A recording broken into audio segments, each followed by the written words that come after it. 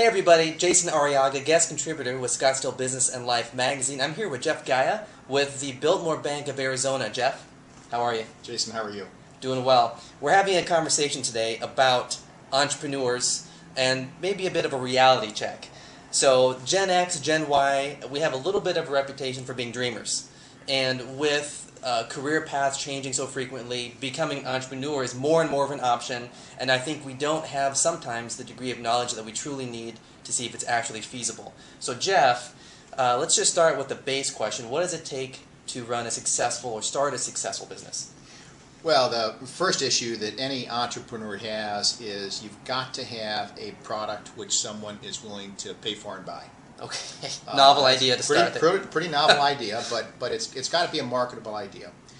And once you have thought up the service or product, you've begun to create a market for that, and you have a track record of sales, your business will begin to grow, its revenue streams will begin to grow, but also the needs of the business will begin to grow. You'll start having needs for things like office equipment, furniture.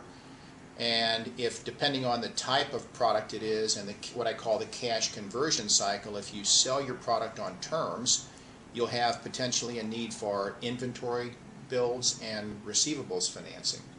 And so that's what's going to create the need for financing in one form or another on a growing business. Okay. Now, just to be clear, this is after a capital stage, right? It is. So you've already pawned your guitar, you've already borrowed some money from mom and maybe some friends, or done what you had to do, because that capital part is first. And now that your business it has some track record, it kind of got legs, now we're really talking about this financing. Yeah, before a business can go to a bank and look for financing, it really needs a track record of about between 18 months and 2 years for what I would characterize as proof of concept. Okay.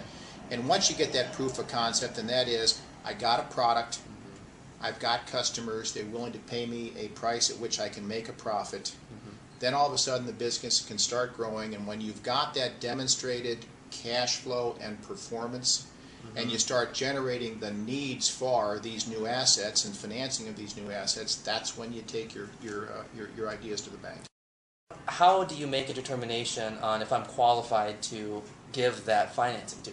Yeah, you made a great point. The early capital to start the business really is risk capital that comes from your pocket as an entrepreneur, or friends and family, or mom, as you said. But once you've demonstrated a track record and you go to a bank, the bank is really going to look at a credit request along sort of three lines, and we call it the 3 C's of credit.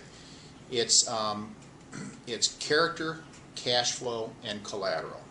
The character issue really is if you're a business owner, your demonstrated performance relative to honoring your obligations, satisfying your debt. The cash flow component is a demonstrated source of cash flow from sale of your product, and the purpose of the cash flow analysis is to make sure that if a bank lends money, that the business has the ability to generate cash flow to pay it back. Got it. And the third piece is the collateral equation. Banks are not typically unsecured lenders. Okay. They typically lend against some asset base on the balance sheet. So for example, as you would grow your business, you sell your product, you may sell it on terms, so you're creating a receivable, and that receivable may need to be financed. So you could take that as an asset, bring it to the bank, your receivables ledger, and we could lend against that on a collateralized basis. So it's those three components that are so important. Okay, so we have character, cash flow, collateral. Right. That's what we're looking at.